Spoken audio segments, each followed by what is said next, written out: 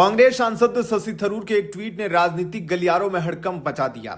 यह मामला Veer Savarkar impact award से जुड़ा है, जिसके लिए थरूर के नाम पर चयन किया गया था, लेकिन थरूर ने सार्वजनिक रूप से इससे इनकार कर दिया। कुछ दिन पहले HRDS high range rural development society of India के सचिव शशि थरूर से मिलने पहुंचे थे।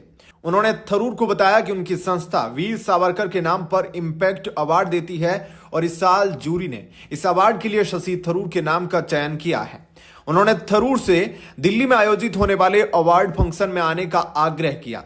शुरुआत में शशि थरूर ने इस जानकारी पर कोई नकारात्मक जवाब नहीं दिया था। फिर अचानक शशि थरूर का एक ट्वीट सामने आया, जिसने कहानी को एक दिलचस्प मोड़ दे दिया। हैरानी की दो मुख्य वजह, विचारधारा का टकराव।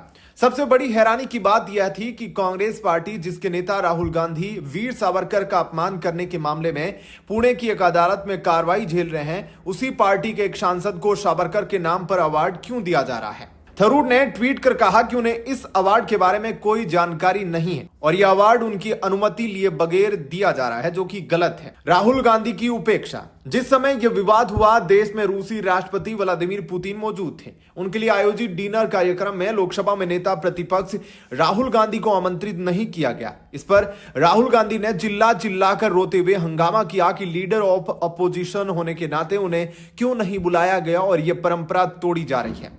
इसके विपरीत शशि थरूर को आमंत्रण पहुंचा और वे डिनर में शामिल हुए। कांग्रेस के भीतर इस स्थिति को लेकर बड़ी कसमकस रही।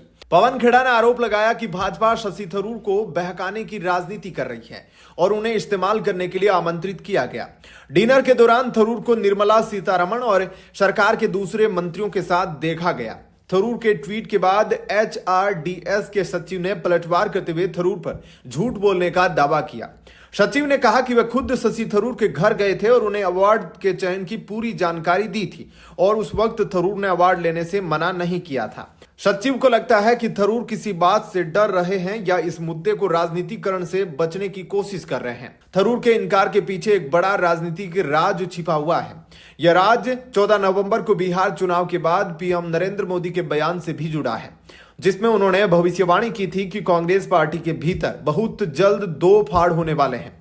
रिपोर्ट में दावा किया गया कि थरूर, जो लंबे समय से कांग्रेस की बैठकों से गैर मौजूद रहते हैं और भाजपा की तारीफ करते हैं, वे कांग्रेस के सैकड़ों नेताओं के साथ इंटरनल मीटिंग कर रहे हैं। यह मीटिंग्स जूम कॉल पर होती है और इसमें G23 से जुड़े वो नेता भी मौजूद थे जिन्होंने गांधी परिवार के खिलाफ हुंकार भरी थी। दावा है कि थरूर एक अपनी अलग लॉबी बना रहे हैं और कांग्रेस पार्टी में जबरदस्त धमाके की तैयारी कर रहे हैं, जो पीएम मोदी के संकेत अनुसार दो फाड़ के तौर पर सामने आ सकता है।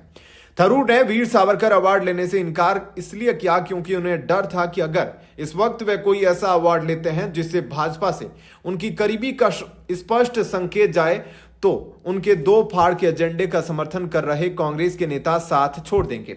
यह नेता भाजपा में जाने के लिए तैयार नहीं है, बल्कि थरूर के साथ एक अलग कांग्रेस बनाने के लिए तैयार है। थरूर बस इसी बनी बनाई लॉबी को खतरे में नहीं डालना चाहते थे। क्या कहना है आपका इस पूरे मामले पर? कमेंट सेक्शन में अपनी राय जरूर दीजिए। धन्यवाद।